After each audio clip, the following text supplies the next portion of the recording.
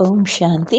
ಅಮೃತ್ ವೇಲೆಯ ಮಹತ್ವದ ಕಂಟಿನ್ಯೂಷನ್ ಭಾಗ ಕೇಳೋಣ. ಪಾಪ ತಿಳಿಸ್ತಿದ್ದಾರೆ, ನೀವು ಭಕ್ತರು ಆಗೋ ಬದಲಾಗಿ ಸ್ವಸ್ಥಿತಿಯಲ್ಲಿ ಸಮರ್ಥರಾಗುವ ಒಂದು ಅಭ್ಯಾಸವನ್ನ ಮಾಡಿ. ಅಂದ್ರೆ ಬಾಬಾ ತಿಳಿಸ್ತಿದ್ದಾರೆ, ಅಮೃತ್ ವೇಳೆ ಎದ್ದಾಗ ನೀವು ಕುತ್ಕೊಂಡು ಧ್ಯಾನ ಮಾಡುವಾಗ ಬಿಂದು ಸ್ವರೂಪ ಅಥವಾ ಫರಿಷ್ಠ ಸ್ವರೂಪದ ಸ್ಥಿತಿಯಲ್ಲಿ ಕುತ್ಕೊಳ್ಳಿ. ಆದರೆ ಮಕ್ಕಳು ಏನು ಮಾಡ್ತಾರೆ, ಪರಮಾತ್ಮನನ್ನ ಬಿಂದು ಸ್ವರೂಪದಲ್ಲಿ ಅಥವಾ ಫರಿಷ್ಠ ರೂಪದಲ್ಲಿ ನೋಡುತ್ತಾರೆ. ಅಂದರೆ ಅದು ಭಕ್ತಿ ಮಾರ್ಗ ಆಯ್ತಲ್ವಾ. ಭಕ್ತಿ ಮಾರ್ಗದಲ್ಲಿ ಕೂಡ ಭಕ್ತರು ಏನಂದ್ಕೋತಾರೆ, ದೇವಿ ದೇವತೆಗಳನ್ನ ಅವರು ಶ್ರೇಷ್ಠ ಅಂತ ಅಂದ್ಕೊಂಡು ಅವ್ರು ಅದೇ ಸ್ಥಿತಿಯಲ್ಲಿದ್ದು ಪರಮಾತ್ಮನನ್ನ ಅಥವಾ ದೇವಿ ದೇವತೆಗಳನ್ನ ಧ್ಯಾನ ಮಾಡ್ತಾರೆ ಅಲ್ವಾ. ಅಂದಾಗ ಭಕ್ತರಿಗೆ ನಿಮಗೆ ಏನು ವ್ಯತ್ಯಾಸ ಆಯಿತು? ಭಕ್ತರಿಗೆ ಗೊತ್ತಿಲ್ಲ ಅವರು ಕೂಡ ದೇವಿ ದೇವತಾ ಸ್ವರೂಪರವರು ಆಗಿದ್ದಾರೆ ಅಂತ. ಆದರೆ ನಿಮಗೆ ಗೊತ್ತು ಅಲ್ವಾ, ಪರಮಾತ್ಮನ ಮಕ್ಕಳು ನೀವೆಲ್ಲ ದೇವಿ ದೇವತಾ ಸ್ವರೂಪರಾಗಿದ್ದೀರಾ. ಅದಕ್ಕೆ ಅಮೃತ ವೇಳೆ ಕೂತಾಗ ಬಿಂದು ರೂಪದಲ್ಲಿ ಅಥವಾ ಫರಿಷ್ಠ ರೂಪದಲ್ಲಿ ತಮ್ಮನ್ನು ತಾವು ಭಾವಿಸಿ ಆ ಸ್ಥಿತಿಯಲ್ಲಿ ಕುತ್ಕೊಳ್ಳಿ ಅಂತ ಹೇಳ್ತಿದ್ದಾರೆ. ಇಲ್ಲ ಅಂದರೆ ಭಕ್ತಿ ಮಾರ್ಗಕ್ಕೆ ಜ್ಞಾನ ಮಾರ್ಗಕ್ಕೆ ವ್ಯತ್ಯಾಸ ಏನಾಯಿತು? ಭಕ್ತರು ಆ ದೇವಿ ದೇವತೆಗಳನ್ನ ಪೂಜೆ ಮಾಡುವಾಗ ಅವರು ಶ್ರೇಷ್ಠ, ಅಂದರೆ ದೇವಿ ದೇವತೆಗಳು ಶ್ರೇಷ್ಠ ಅನ್ನುವ ಭಾವನೆಯಲ್ಲಿ ಇರುವ ಕಾರಣ ಸ್ವಲ್ಪ ಸಮಯದಲ್ಲಿ ವಾಯುಮಂಡಲ ಖುಷಿಯ ವಾಯುಮಂಡಲ ಆಗುತ್ತೆ. ಆಗ ಸ್ವಲ್ಪ ಸಮಯ ಅದರ ಪ್ರಭಾವ ಅವ್ರ ಮೇಲೆ ಬೀಳುತ್ತೆ, ಅನುಭೂತಿ ಆಗುತ್ತೆ. ಆದರೆ ಚೇಂಜ್ ಅಂತೂ ಅವರು ಆಗಲ್ಲ, ಅವರ ರೂಪ ಪರಿವರ್ತನೆ ಆಗಲ್ಲ. ಅದಕ್ಕೆ ನೀವು ಮಕ್ಕಳು ಫಸ್ಟ್ ಸ್ವರೂಪದನ್ನ ಚೆಕ್ ಮಾಡಿಕೊಂಡು ಆ ಅಭ್ಯಾಸದಿಂದ ನೀವು ಅಮೃತ ವೇಳೆಯ ಒಂದು ಧ್ಯಾನವನ್ನು ಸ್ಟಾರ್ಟ್ ಮಾಡಬೇಕು. ಆವಾಗ ತುಂಬ ಪವರ್ಫುಲ್ ಆದ ಒಂದು ಸ್ಟೇಜಿನ ಅನುಭವ ನಿಮಗೆ ಆಗುತ್ತೆ ಅಂತ ತಿಳಿಸ್ತಿದ್ದಾರೆ. ಇದರಲ್ಲಿ ಸೆಕೆಂಡ್ ಪಾಯಿಂಟ್ ಹೇಳ್ತಿದ್ದಾರೆ, ಸ್ನೇಹದಿಂದ ಕುತ್ಕೊಳ್ಳಿ ಮಕ್ಕಳೇ, ನಿಯಮ ಮತ್ತು ಹಠದಿಂದ ಕುತ್ಕೊಳೋದಲ್ಲ. ಅಮೃತ ವೇಳೆ ತಂದೆಯವರು ನೋಡ್ತಿದ್ದಾರೆ, ಅನೇಕ ಮಕ್ಕಳು ತಂದೆಯ ಜೊತೆ ರಿಹಾನ್ ವಾರ್ತಾಲಾಪವನ್ನು ಮಾಡ್ತಾರೆ. ಕೆಲವು ಸಮಯ ನಿಯಮ ಪೂರ್ವಕವಾಗಿ ಕುತ್ಕೋಬೇಕು ಅನ್ನುವ ಹಠದಿಂದ ಕುತ್ಕೋತಾರೆ. ತಂದೆಗೆ ಪ್ರಾಮಿಸ್ ಮಾಡಿದ್ದೀನಿ ಅಮೃತ ವೇಳೆ ಎದ್ದು ಕುತ್ಕೋಬೇಕು, ಅದಕ್ಕೆ ನಿಯಮವನ್ನು ಬ್ರೇಕ್ ಮಾಡಬಾರ್ದು ಅನ್ನುವ ರೀತಿಯಲ್ಲಿ ಕುತ್ಕೋತಾರೆ. ಆದರೆ ತಂದೆ ಹೇಳ್ತಿದ್ದಾರೆ, ನೀವು ಅಮೃತ ವೇಳೆ ನಿಮ್ಮ ಸ್ವರೂಪದಲ್ಲಿ ಕುತ್ಕೊಂಡು ತಂದೆಯ ಜೊತೆ ವಿಹಾರ ಮಾಡಿದ್ರೆ 4 ಕಡೆ ಹೇಗೆ ಅಮೃತ ವೇಳೆಯ ಆಚರಣೆ ಆಗ್ತಿದೆ ಅಂತ ಗೊತ್ತಾಗುತ್ತೆ. ಕೆಲವಂತೂ ತುಂಬ ಆಶ್ಚರ್ಯವಾದ ದೃಶ್ಯಗಳು ಕಾಣಿಸುತ್ತೆ, ಕೆಲವೊಮ್ಮೆ ತುಂಬ ಸಂತೋಷ ಪಡುವ ಒಂದು ದೃಶ್ಯ ಕೂಡ ಮಕ್ಕಳದು ಕಾಣಿಸುತ್ತೆ. ಅಂದರೆ ಬಾಬಾ ಅವ್ರು ಹೇಳೋದು, ಅಮೃತ ವೇಳೆಯ ಸಮಯ ಒಬ್ಬರೊಬ್ಬರು ಮಕ್ಕಳದು ಒಂದೊಂದು ಸ್ವರೂಪ ಇರುತ್ತೆ ಅಂತ ಹೇಳ್ತಿದ್ದಾರೆ. ತುಂಬ ಕೆಲವೇ ಆತ್ಮಗಳು ಇದ್ದಾರೆ ಯಾರು ತಂದೆಯನ್ನ ಅಮೃತ ವೇಳೆಯ ಸಮಯದಲ್ಲಿ ತುಂಬ ಆಕರ್ಷಣೆಯನ್ನ ಮಾಡ್ತಾರೆ. ಇದನ್ನೆಲ್ಲ ಫಿಲಮ್ ಆಗಿ ತೆಗೆದ್ರೆ ತುಂಬ ಮನೋರಂಜನೆ ಬರುತ್ತೆ. ಅಂದರೆ ಒಬ್ಬರೊಬ್ಬರದು ಒಂದೊಂದು ಸ್ವರೂಪ ಇದೆ ಅಲ್ವಾ. ಅದಕ್ಕೆ ಹೇಳ್ತಿದ್ದಾರೆ ಬಾಬಾ, ಈ ಸಮಯದಲ್ಲಿ ಕೆಲವು ಮಕ್ಕಳು ತುಂಬ ಖುಷಿಯಲ್ಲಿದ್ದು ಬಾಬನಿಗೆ ಎಷ್ಟೊಂದು ವಾಯ್ದೆಗಳನ್ನ ಪ್ರಾಮಿಸ್ಗಳನ್ನ ಮಾಡ್ತಾರೆ. ಕೆಲವರಂತೂ ವಜ್ರದ ಒಂದು ಹಾರವನ್ನು ಹಾಕ್ತಾರೆ ಅಮೃತ ವೇಳೆಯಲ್ಲಿ, ಕೆಲವರಂತೂ ಗುಲಾಬಿಯ ಹಾರವನ್ನು ಹಾಕ್ತಾರೆ. ಅಂದರೆ ವಿವಿಧ ರೂಪದಲ್ಲಿ ಪ್ರಾಮಿಸ್ಗಳನ್ನ ಮಾಡಿ ತಂದೆಗೆ ಹಾರವನ್ನು ಹಾಕ್ತಾರೆ. ಅದೇ ಥರ ಆಚರಣೆ ಭಕ್ತಿ ಮಾರ್ಗದಲ್ಲಿ ಬಂದಿದೆ. ಅವರ ಇಷ್ಟ ದೇವತೆ ಯಾರಿರ್ತಾರೆ ಅವರಿಗೆ ಫಸ್ಟ್ ಮಾಲೆಯನ್ನು ಹಾಕಿ ಆಮೇಲೆ ಕಾರ್ಯವನ್ನು ಸ್ಟಾರ್ಟ್ ಮಾಡ್ತಾರೆ ಅಲ್ವಾ. ಅದು ಪೂಜೆ ಆಗಿರಲಿ, ಅವರು ದಿನನಿತ್ಯದ ಕಾರ್ಯ ಆಗಿರಲಿ, ಯಾವುದಾದ್ರೂ ಆಗಲಿ, ಇಷ್ಟ ದೇವತೆಗೆ ಪೂಜೆ ಮಾಡಿ ಹಾರವನ್ನು ಹಾಕಿ ಆಮೇಲೆ ಕಾರ್ಯ ಸ್ಟಾರ್ಟ್ ಮಾಡ್ತಾರೆ.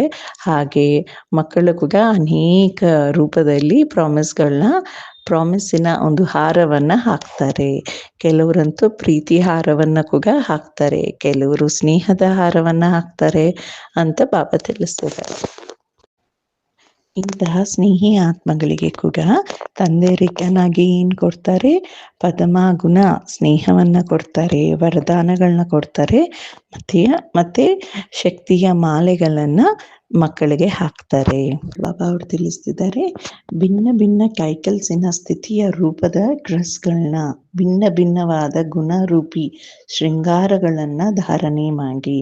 ಅಂದ್ರೆ ಅಮೃತ್ ವೇಳೆ ನಿಮ್ದು ಯಾವ್ದು ಡ್ರೆಸ್ ಮತ್ತೆ ಯಾವ್ದು ಶೃಂಗಾರ ಹಾಕೊಂಡಿರ್ತೀರಾ ಅಂತ ಬಾಬಾ ಪ್ರಶ್ನೆ ಕೇಳ್ತಿದ್ದಾರೆ. ಬಾಪ್ದಾದ ದ್ವಾರ ನಿಮಗೆ ಭಿನ್ನ ಭಿನ್ನವಾದ ಸ್ವರೂಪಗಳ ಒಂದು ಡ್ರೆಸ್ ಸಿಕ್ಕಿದೆ ಅಲ್ವಾ? ಯಾವ ಸ್ವರೂಪ ಆಗಿದೆ ಅದಕ್ಕೆ ಮ್ಯಾಚ್ ಆಗುವ ಭಿನ್ನ ಭಿನ್ನವಾದ ಗುಣರೂಪಿ ಶೃಂಗಾರದ ಸೆಟ್ಗಳು ಸಿಕ್ಕಿದೆ ಅಲ್ವಾ ಅಂತ ಕೇಳ್ತಿದ್ದಾರೆ. ಎಷ್ಟು ಪ್ರಕಾರದ ಸೆಟ್ಗಳಿದೆ ನಿಮ್ಮ ಹತ್ರ ಅಂತ ಪಾಪ ಕೇಳ್ತಿದ್ದಾರೆ. ಹೇಗೆ ಡ್ರೆಸ್ ಇರುತ್ತೆ ಅದಕ್ಕೆ ಮ್ಯಾಚಿಂಗ್ ಆದ ಶೃಂಗಾರದ ಅಂದ್ರೆ ಗುಣರೂಪಿ ಶೃಂಗಾರದ ಒಂದು ಸೆಟ್ ಕೂಡ ಇರುತ್ತಲ್ವಾ? ಇದರಿಂದ ನೀವು ತುಂಬಾ ಅಲಂಕಾರವನ್ನ ಮಾಡಿಕೊಂಡು ಇರಬೇಕು. ಅಂದ್ರೆ ಅಮೃತ ವೇಳೆಯಲ್ಲೇ ಈ ಅಲಂಕಾರ ಸೆಟ್ ಆಗ್ಬೇಕು ಅಂತಿದ್ದಾರೆ. ಸೊ ಭಿನ್ನ ಭಿನ್ನವಾದ ಸ್ಥಿತಿಯ ಒಂದು ಸ್ವರೂಪಗಳು ಯಾವುದು? ಕೆಲವೊಮ್ಮೆ ವಿಶ್ವ ಕಲ್ಯಾಣಕಾರಿ ರೂಪದಲ್ಲಿ ಆಗಿರುವ ಡ್ರೆಸ್ ಅನ್ನ ಹಾಕೊಳ್ಳಿ. ಕೆಲವೊಮ್ಮೆ ಮಾಸ್ಟರ್ ಸರ್ವಶಕ್ತಿವಾನ್ ಅಂತಹ ಒಂದು ಡ್ರೆಸ್ ಅನ್ನ ಹಾಕೊಳ್ಳಿ.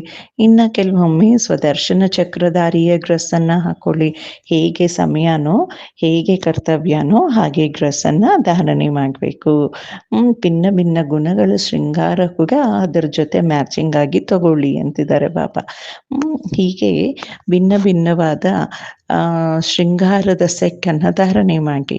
ಕೈಯಲ್ಲಿ, ಕತ್ತಿನಲ್ಲಿ, ಕಿವಿಗಳಲ್ಲಿ ಮತ್ತೆ ಮಸ್ತಕದಲ್ಲಿ ಅಲ್ಲಿ ನೀವು ಯಾವುದು ಶೃಂಗಾರದ ಒಂದು ಆರ್ನಮೆಂಟ್ಸ್ ಹಾಕೋತೀರಾ ಅದು ಕೂಡ ನಿಮ್ಮ ಸ್ವರೂಪದಕ್ಕೆ ಮ್ಯಾಚ್ ಆಗಬೇಕು.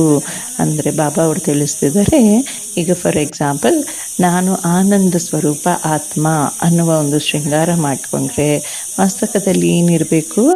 ಬೈತಲೆ ಬೊಟ್ಟು ಇರಬೇಕು. ಅಂದರೆ ನಾನು ಆನಂದ ಸ್ವರೂಪ ಅನ್ನುವ ಒಂದು ಸ್ಮೃತಿನೇ ಮಸ್ತಕದಲ್ಲಿ ಬೈತಲೆ ಬೊಟ್ಟಾಗಿದೆ. ಮತ್ತು ಕತ್ತಿನಲ್ಲಿ ಹಾರವನ್ನು ಹಾಕ್ಕೊಳ್ಳಿ, ಅದು ಕೂಡ ಯಾವುದು? ಆನಂದದ ಹಾರ ಹಾಕ್ಕೊಳ್ಳಿ. ಮತ್ತು ಮಾತಿನಲ್ಲಿ ಕೂಡ ಮಧುರವಾಗಿ ಆನಂದದ ಮುತ್ತುಗಳನ್ನು ನೀವು ಸ್ಪ್ರೆಡ್ ಮಾಡಿ. ಕೈಯಲ್ಲಿ ಕರ್ಮ ಮಾಡುವಾಗ ಆನಂದ ಸ್ವರೂಪದ ಸ್ಥಿತಿಯಲ್ಲಿ ಇದ್ದು ಕೈಯಿಗೆ ಅದರ ಒಂದು ಕಂಕಣವನ್ನು ಹಾಕೊಳ್ಳಿ. ಅಂದರೆ ಕಂಕಣ ಹಾಕೊಂಡಾಗ ನಮಗೆ ಅದರದ್ದು ಸ್ಮೃತಿ ಇರುತ್ತೆ ಅಲ್ವಾ? ಮತ್ತು ಬಾಬಾ ಅವರು ತಿಳಿಸ್ತಿದ್ದಾರೆ, ಕಿವಿಯಲ್ಲಿ ಯಾವುದೇ ಮಾತನ್ನು ನೀವು ಕೇಳಿದರೂ ಆನಂದ ಸ್ವರೂಪದಲ್ಲಿ ಇದ್ದು ಕೇಳಿ. ಆವಾಗ ನಿಮಗೆ ಎಲ್ಲ ಆನಂದದ ಮಾತುಗಳೇ ಕಿವಿಯಲ್ಲಿ ಕೇಳಿಸುತ್ತೆ. ಹಾಗೆಯೇ ನಿಮ್ಮ ಕಿವಿಗಳನ್ನ ಶೃಂಗಾರ ಮಾಡಿಕೊಳ್ಳಿ. ಈಗ ಕಾಲನ್ನು ಹೇಗೆ ಶೃಂಗಾರ ಮಾಡ್ಕೋಬೇಕಂತಿದ್ದಾರೆ ಬಾಬಾ ಹೇಳ್ತಿದ್ದಾರೆ, ಒಂದೊಂದು ಹೆಜ್ಜೆ ನೀವು ಕರ್ಮದಲ್ಲಿ ಹೋದಾಗ ಒಂದೊಂದು ಹೆಜ್ಜೆ ಕೂಡ ಆನಂದ ಸ್ವರೂಪ ನಾನು ಅಂತ ತಿಳಿದು ಹೆಜ್ಜೆಯನ್ನು ಹಾಕಿ. ಆವಾಗ ನೀವು ಮಾಡುವ ಪ್ರತಿಯೊಂದು ಕರ್ಮದಲ್ಲಿ ನಿಮಗೂ ಮತ್ತು ಅನ್ಯರಿಗೂ ಆನಂದದ ಪ್ರಾಪ್ತಿ ಆಗುತ್ತೆ. ಹೀಗೆ ಅಮೃತ ವೇಳೆಯಲ್ಲಿ ಶ್ರೇಷ್ಠ ಶೃಂಗಾರದ ಸೆಟ್ಟನ್ನು ಧಾರಣೆ ಮಾಡಿಕೊಳ್ಳಿ. ಬಾಬಾ ಇಲ್ಲಿ 3 ಥರ ತಿಳಿಸ್ತಿದ್ದಾರೆ. ಒಂದು ಡ್ರೆಸ್ ಆಗಿದೆ, ಇನ್ನೊಂದು ಅಲಂಕಾರ ಅಂದರೆ ಗುಣರೂಪಿ ಅಲಂಕಾರದ ವಸ್ತುಗಳು ಆಗಿದೆ, ಇನ್ನೊಂದು ಕುತ್ಕೋಬೇಕಾಗಿರುವ ಒಂದು ಸೀಟ್, ಅದು ಕೂಡ ಸಂಪೂರ್ಣವಾಗಿ ಅಲಂಕಾರದ ಜೊತೆ ಇರುತ್ತೆ. ಕುತ್ಕೊಳೋ ಸೀಟ್ ಅಂದರೆ ನಾವು ಸ್ಥಿತ ಆಗುವ ಒಂದು ಸ್ಥಿತಿ, ಆ ಸ್ಥಿತಿ ಬಂದು ಸೀಟ್ ಅಂತ ಹೇಳ್ತಿದ್ದಾರೆ ಬಾಬಾ. ಈ ಥರ ಶ್ರೇಷ್ಠ ಡ್ರೆಸ್ಸನ್ನು ಶ್ರೇಷ್ಠವಾದ ಗುಣಗಳ ಜೊತೆ ನೀವು ಶೃಂಗಾರ ಮಾಡೋ ಅಭ್ಯಾಸ ಮಾಡಿದಾಗ ಭವಿಷ್ಯದಲ್ಲಿ ಏನಾಗ್ತೀರಾ? ವಿಶ್ವ ಮಹಾರಾಜ ಮತ್ತು ವಿಶ್ವ ಮಹಾರಾಣಿಯಾಗಿ ಸಂಪೂರ್ಣವಾಗಿ ಅಲಂಕೃತರಾಗಿ ದಾಸದಾಸಿಯರ ಜೊತೆ ನೀವು ಸೇವೆಯನ್ನು ಮಾಡಿಸ್ಕೋತೀರಾ. ದಾಸದಾಸಿಯರು ನಿಮ್ಮ ಡ್ರೆಸ್ಸನ್ನು ಮೇಲೆ ಎತ್ಕೊಂಡು ನಿಮ್ಮ ಹಿಂದೆನೇ ಇರ್ತಾರೆ ಅಂದಾಗ ಬಾಬಾ ತಿಳಿಸ್ತಿದ್ದಾರೆ, ಅದ್ರ ಕಂಪ್ಯಾರಿಷನ್ ಏನು? ಈಗ ನೀವು ಪಂಚತತ್ವಗಳು ಪಂಚವಿಕಾರಗಳನ್ನ ನಿಮ್ಮ ಕಂಟ್ರೋಲಲ್ಲಿ ನಿಮ್ಮ ಅಧೀನದಲ್ಲಿ ತಂದು ನಿಮ್ಮ ಹಿಂದೆನೇ ಅದನ್ನು ತಿರ್ಸ್ಕೋತೀರಾ. ಹೇಗೆ ದಾಸದಾಸಿಯರು ನಿಮ್ಮ ಜೊತೆಯೇ ಇರ್ತಾರೆ ನಿರಂತರ, ಹಾಗೆ ಈ ಪಂಚತತ್ವ ಮತ್ತು ಪಂಚವಿಕಾರಗಳನ್ನ ನಿಮ್ಮ ಹಿಡಿತದಲ್ಲಿ ನೀವು ಇಟ್ಕೊಂಡಿರ್ತೀರಾ ಅಂತ ತಿಳಿಸ್ತಿದ್ದಾರೆ.